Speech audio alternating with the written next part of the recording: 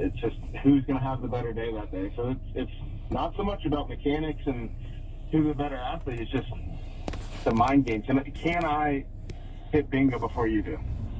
Yeah, I mean it's a crazy way of looking at it. You're absolutely right. I mean I'm blown away constantly when I'm turning on games now. Just looking at the stuff coming out of the bullpens, the velocity from 6th, 7th inning dudes, it's out of control, and that can't be an easy thing to overcome. But I wanted to ask you about Craig Counsell a little bit. Obviously, got to play for him for a while. And he's obviously now moving on to the Chicago Cubs. But I'm curious, from your time there, because it felt like he was kind of a staple with the Milwaukee Brewers, like one consistent year in and year out thing.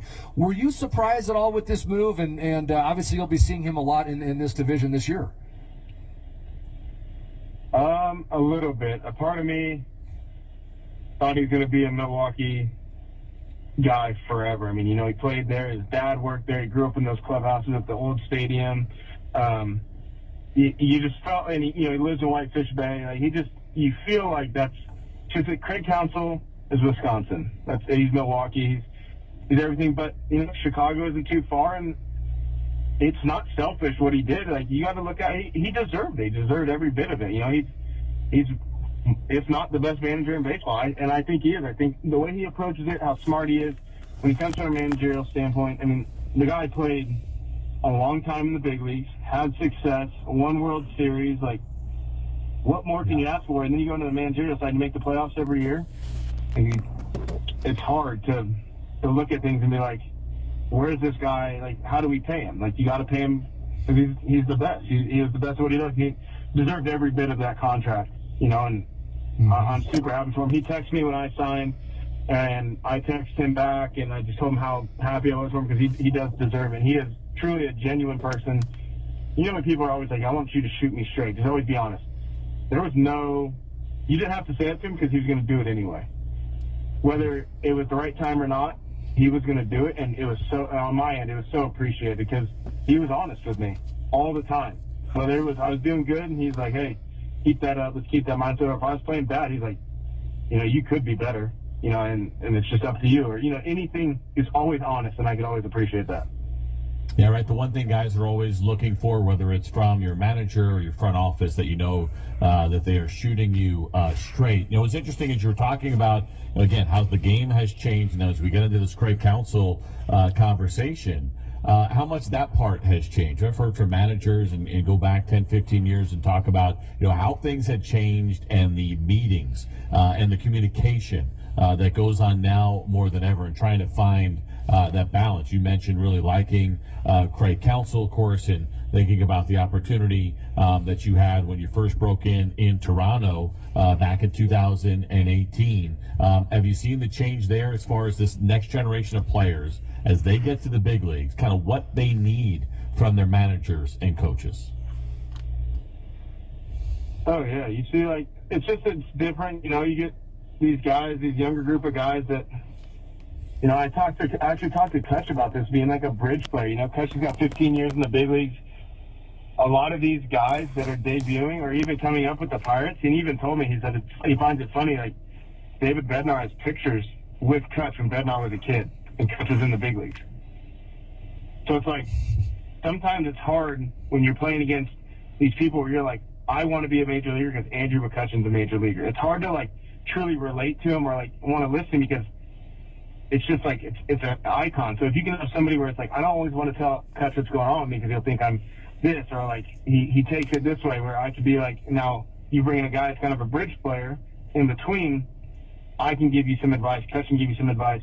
You can tell me to screw off and listen to him, but it won't bother me. It's just like you need that sometimes for somebody that has seen all sides of the game. And I always thought when I did the spring trainings, I was very fortunate to be in spring trainings when I was really young. I was in my first big league camp when I was 19. So I got to be around these guys, and it was like, you have 2 eyes, 2 ears, and 1 mouth. Shut up and listen. You just pay attention. Don't be seen, not heard. Just kind of be there. And I think that was huge for me as a player. Now I like to translate that as it's okay to talk to him, but have an understanding when it's time to not talk and sit there and listen. got to be able to do that. Yeah, Or if you don't want to, you just deal with it and get your stuff frozen and your car moved and deal with that. sounds like you may have had some experiences with that, but listen, Rowdy, I think if there's one thing we know, it's that veteran guys there can really help out. I remember getting lit up and chewed into a few times out there in the bullpen in Houston when I first got out there, and it is remarkable. I think to your point, like the balance of kind of handling young players now as a veteran guy. Certain guys you can do that with, other guys maybe not so much because you don't want them to feel uncomfortable out there. I'm kind of curious from your perspective, the amount of information analytics that have come in and poured in, as you said, have just been so different than 6 years ago. But are you someone who is more reliant on that? Was there ever like a time for you where you're like, this is too much information, I don't want it? Or were you kind of slowly but surely like, all right, I know how to incorporate this now, and I know what I don't need to look at as well? Where are you at with that in your career? I think for me, it's always learning. That's the best players are always learning. Even the superstars, when you talk to them, they're always trying to find that competitive edge in the next move. And I think I do that too, where it's always good to talk to other players, always good to talk to people in the same situation, just to understand what they're going through and like what you can expect. Like from a young player, like I had an older guy right when I signed. I was like, hey, your best bet will be a move away from home, get away from distractions. Even though you have to make sacrifices being away from your friends and stuff at 18, move. So what I did, I bought my first place in Florida and I trained at the complex all the way up until I was traded in 2021. So 2013 all the way to 2021, I trained at our spring training complex with the Blue Jays. But that was a choice I made.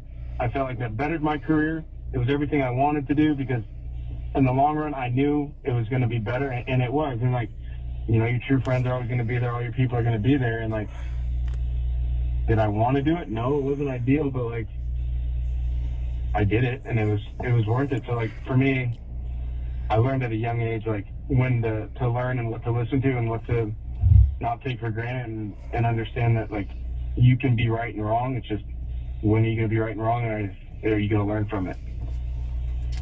Rowdy, it sounds like you got great perspective on the beginning of your career, where you are now, and certainly now that you've signed with the Pittsburgh Pirates, a lot of young players going to be able to benefit from that, man. We appreciate your time today. Congratulations on signing with the Pirates, and we look forward to tracking your progress and your success this season. Keep it going, Rowdy. Appreciate it, guys. Thanks for having me on the show. Yeah, absolutely. Thank you. Good stuff there from Rowdy Tellez, just joining the Pittsburgh Pirates, and definitely some good stuff there. The Pirates will look forward to having him next season. We get back, time to wrap things up here on Loud Out.